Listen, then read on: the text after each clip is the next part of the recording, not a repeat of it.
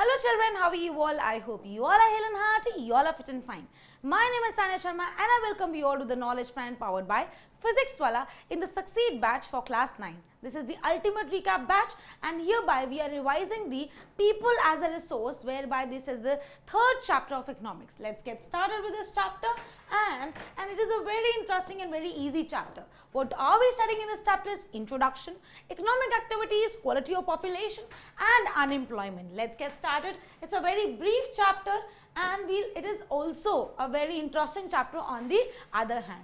So now when we talk about population of any country, so hereby if we talk about India, so India is ranking 1 in its population. So we can obviously derive two notions from this, one positive and on the other hand one negative. So when we see population in terms of population is growing, a lot of people are living, a lot of people are a lot of human beings are giving birth to a lot of human beings. So in that case population is rising and it can be negative, it can sound negative for a lot of people, whereby a lot of people will be liability on the working population. But on the other hand, if we turn all the people,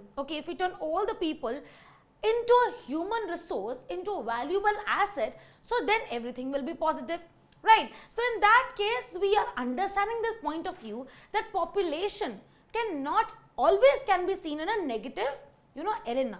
We can always see population in a positive way as well, whereby we make our population educated, we make our population a lot of skilled labor, we can make our population very healthy, so that they will become human beings as a resource or people as a resource instead of viewing them as a liability.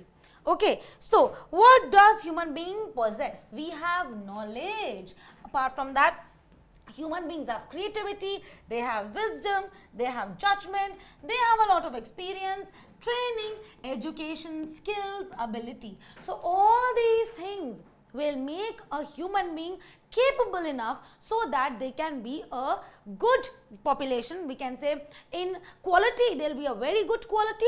Also, definitely they will in turn, in their near future will make the other generation as they are like them, right? They will make their population the way they are like.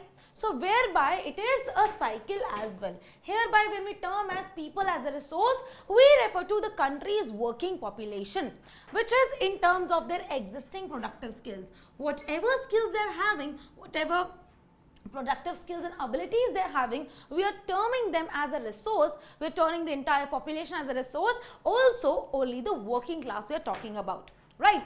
Let us see the other aspects of human population or human capital. So basically population of a nation, here we are seeing in a positive manner. Also we are terming as an asset rather than a liability. They are not burden on us, rather they are valuable asset to us.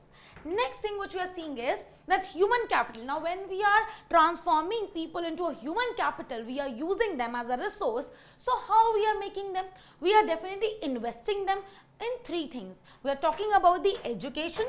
Okay, we are talking about the education. By education, we are transforming them. Then by their health, if they are healthy enough, they will be able to work properly.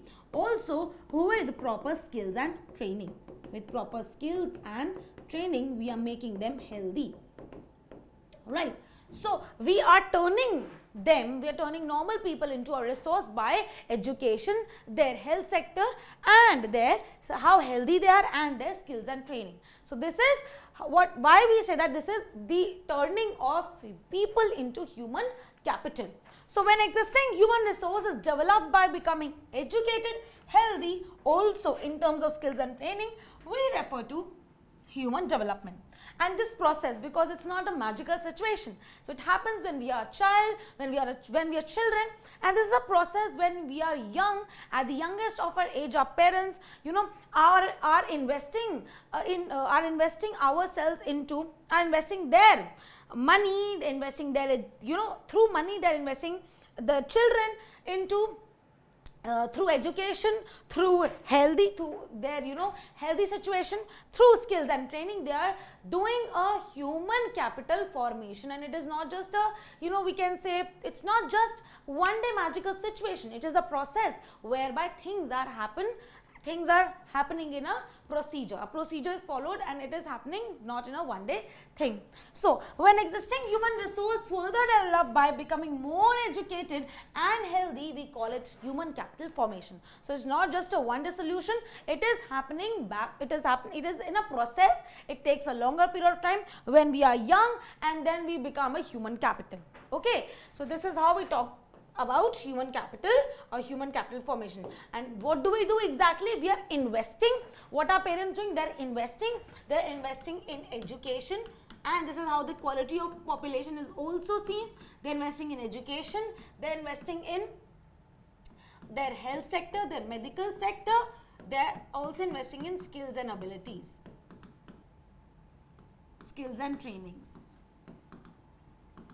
Okay, so investment in human capital through education, training and medical care yields a return just like investment in physical capital.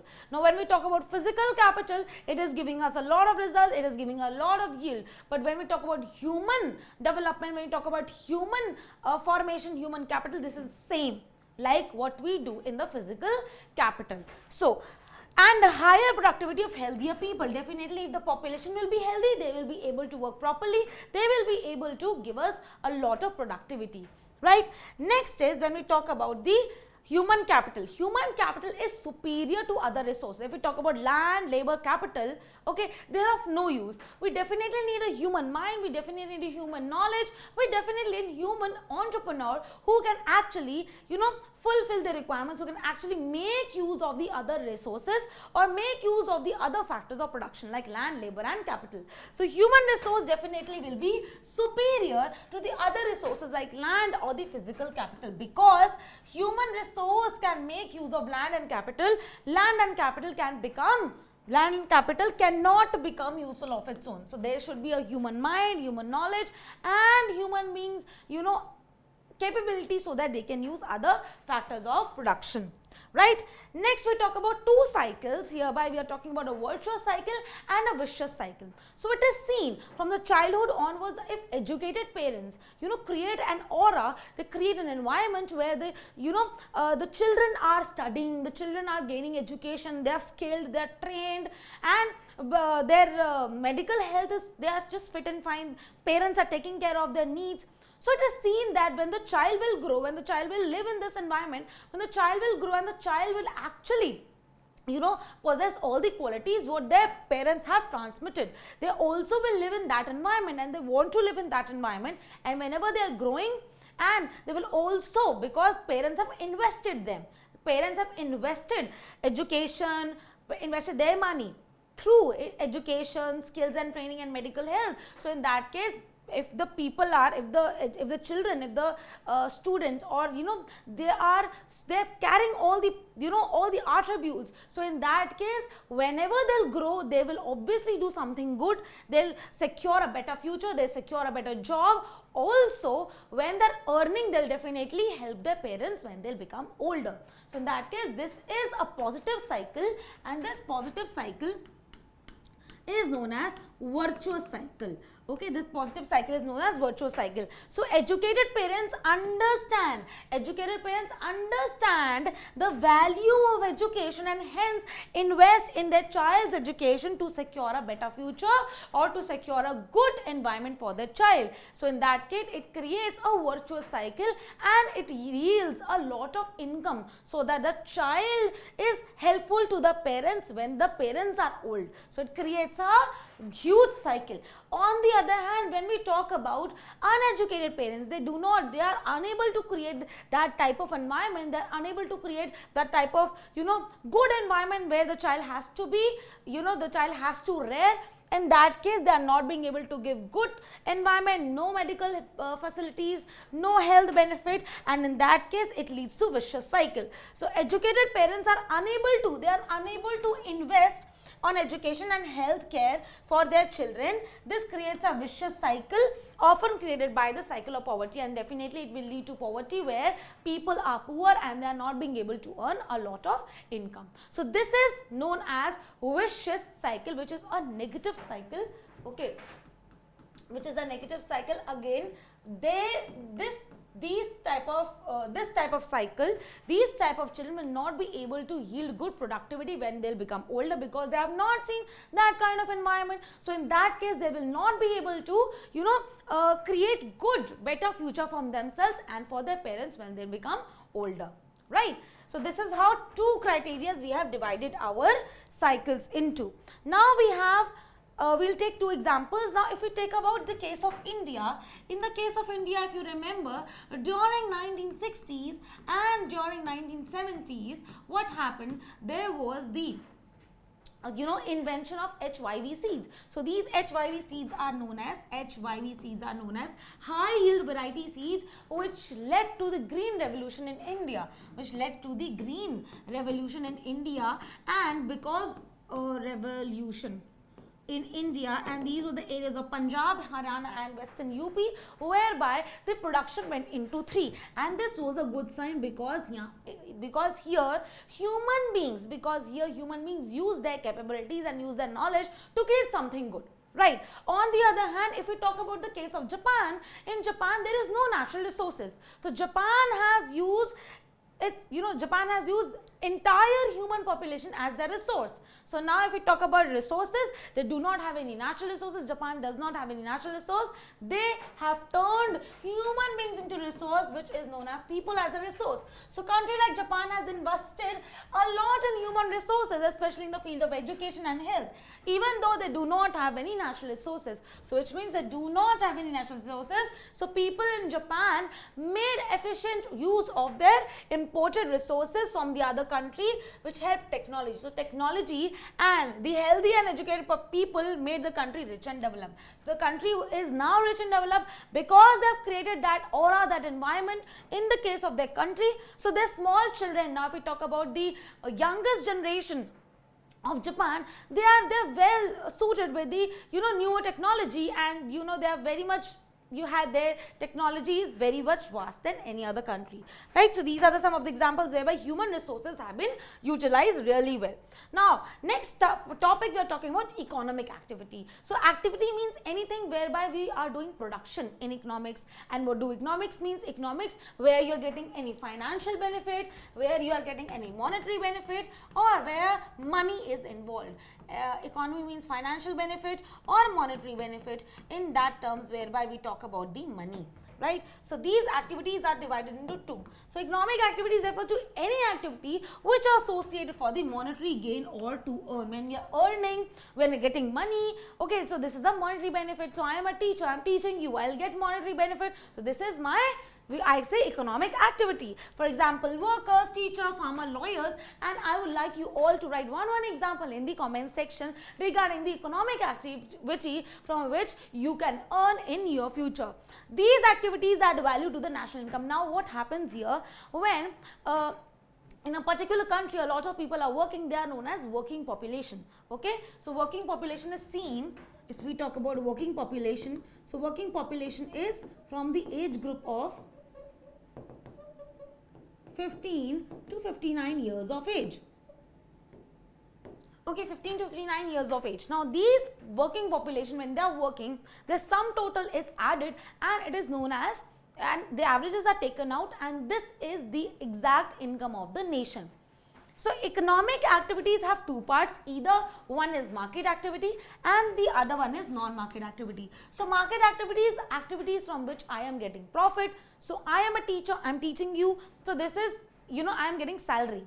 But on the other hand, there is non-market activity whereby I am teaching my younger brother, so I will not get salary. That is for self-consumption. That is non-market activity. Okay, let us see the difference here. So market activities which are performed for getting some remuneration or income or some monetary benefit. Okay, there is some profit associated with it, and these include production of goods and services. It also includes government services. For example, doctors, engineers, rickshaw pullers, give your property on rent, you are getting money, selling crops in the market, teachers, banking, e-commerce, etc. On the other hand, non-economic activities are for self-consumption. Okay, for example, I am a teacher, I know I have the skill of teaching and everything, and I am teaching you, I get benefit, but I am teaching my younger brother, I will not get any salary or I will not get any monetary benefit. That is for self-consumption. They do not give me any profit. These can be consumption and processing of primary product and own account production.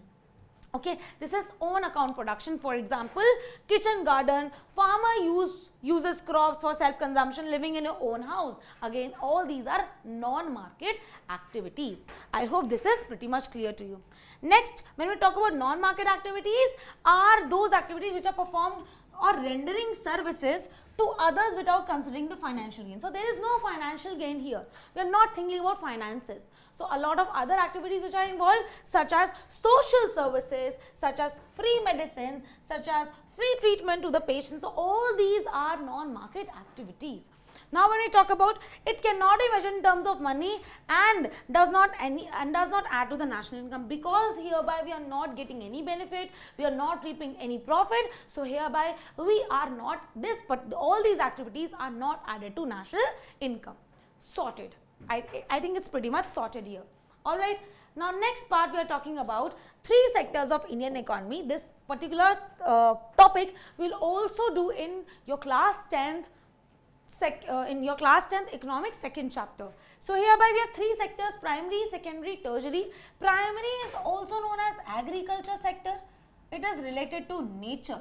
Okay, so agriculture activities related to extraction of natural resources. Okay, agriculture, mining, fishing, etc. So, primary sector. Secondary sector is also known as industrial sector. So, whatever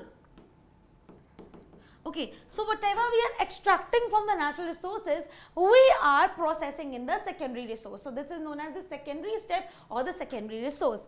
It includes manufacturing units, weaving clothes, etc. So, for example, we have taken cotton from primary sector, that is natural product. We are making a thread and making a t-shirt, or we can say cotton t-shirt in the secondary sector. And tertiary sector is also known as service sector. So, all these t-shirts, okay, whatever they have made in the manufacturing or the industry or the factory, they are transported to us. Okay, so these are known as service sector. Also, these includes teachers, doctors, engineers, banking, plumbing, all these services as well. So, activities which provide support to primary and secondary, okay, through services, okay, they are providing services, are known as service sector or tertiary sector. Transport, banking, trading, etc. So, all these sectors are interrelated to each other. All these sectors are interdependent on each other.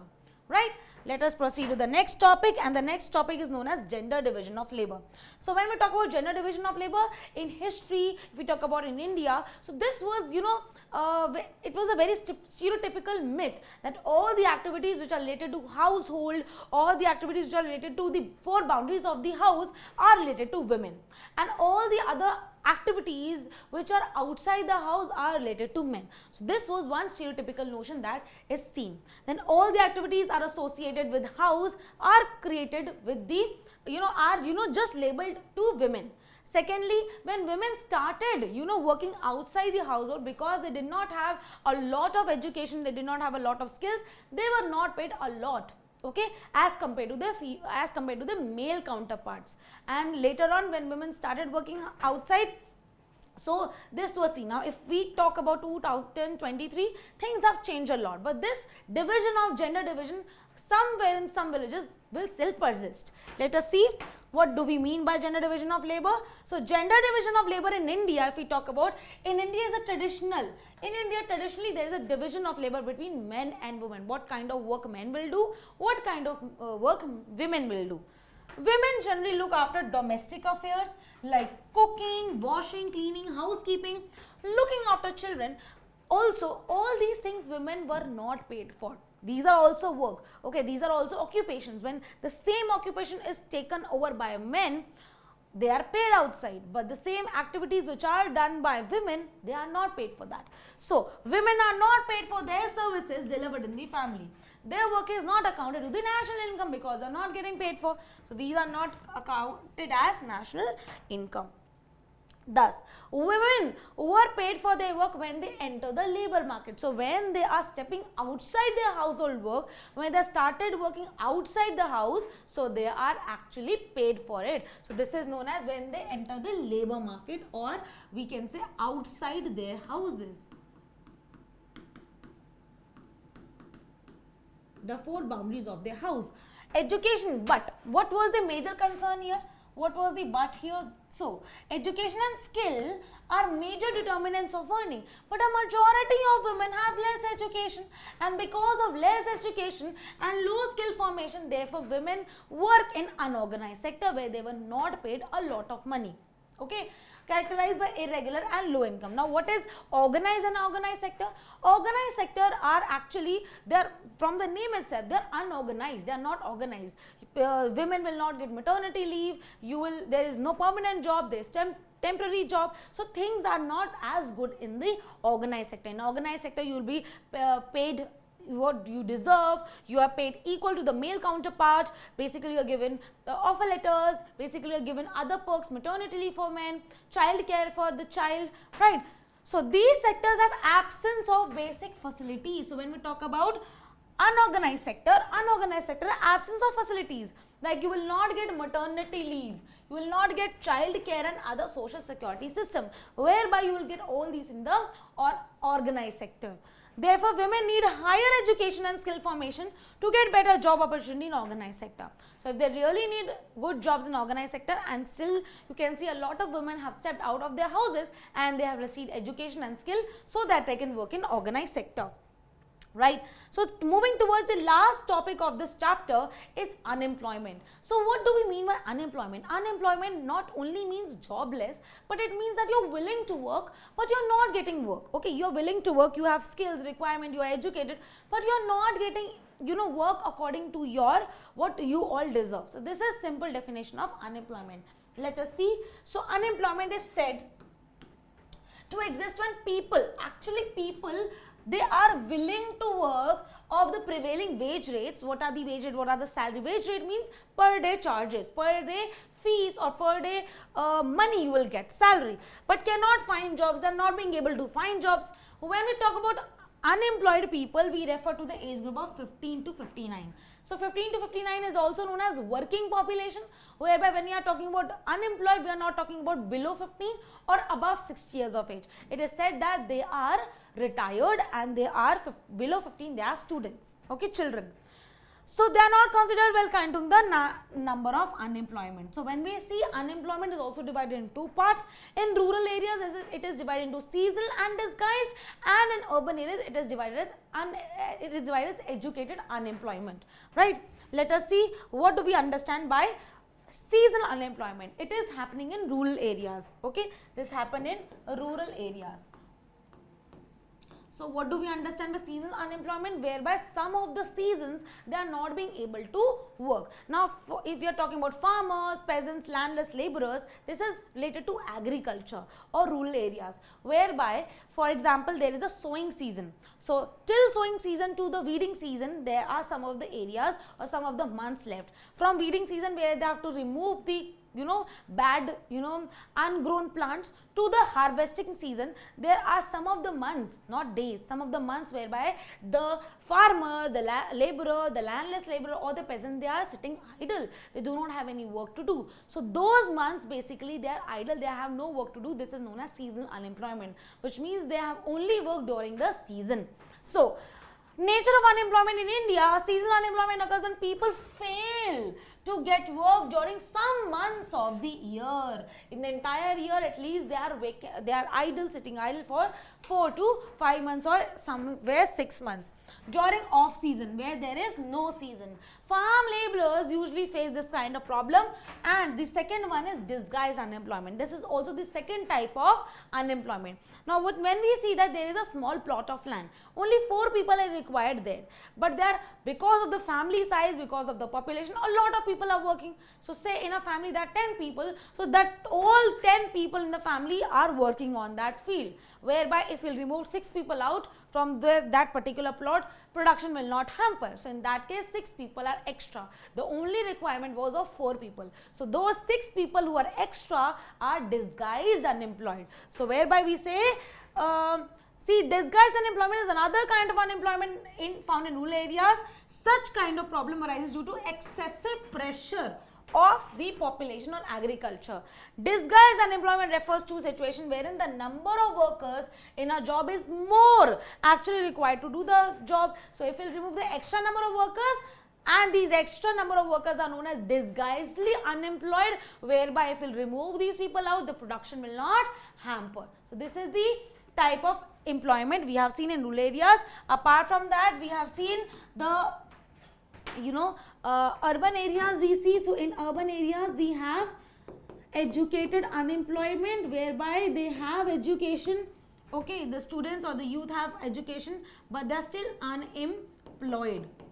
Okay, they are still unemployed. This is actually the wastage of the human resource. So these are the problems or the consequences of unemployment, whereby the first point we understand is unemployment leads to wastage of manpower resource, whereby it is the wastage of human resource. Again, the human resource, they will not turn into an asset, they will turn into a liability, they will turn into a burden. So this is again a problem of the entire economy. First point. So second point is unemployment tends to increase economic overload. So when there is unemployment, it will lead to the overload, it will lead to the burden. On whom? On the working population. It will increase the dependence of the working population on the working population. So a lot of people who are unemployed, they will be depending on the working population, on their they will be dependent on a lot of things. So this is again a case of unemployment.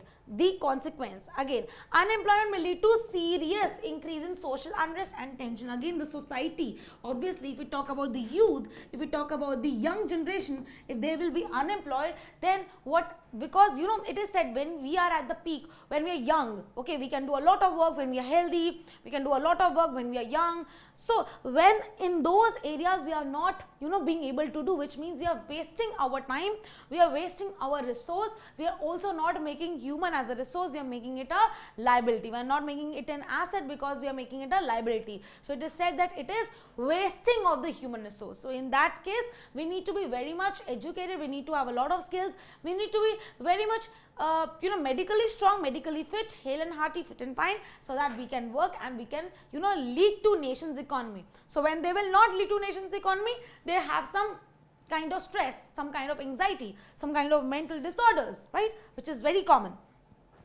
So in that case, tensions. So in that case, we should be busy, we should be working, and your work is now to study. All right. So if you want to become a human capital, if you want to become a human resource, right, if you want to become as a resource, you have to work for the entire your nation, you have to work for the entire nation's economy. You need to work in hard, you need to put in your efforts, so that when is your peak time, you are working really hard. And take care of your health as well, because when you have to become a human capital, you need to have education, you should be medically fit, also your immune system should be strong, and you should get a lot of skills and capabilities, abilities and training, so that definitely you secure a good job and you are a part of virtuous cycle, not a vicious cycle, right? With this, children, we complete our lecture. I hope this particular lecture was so much interesting and so much had so much learning for you. All right, children, bye bye, see you next time.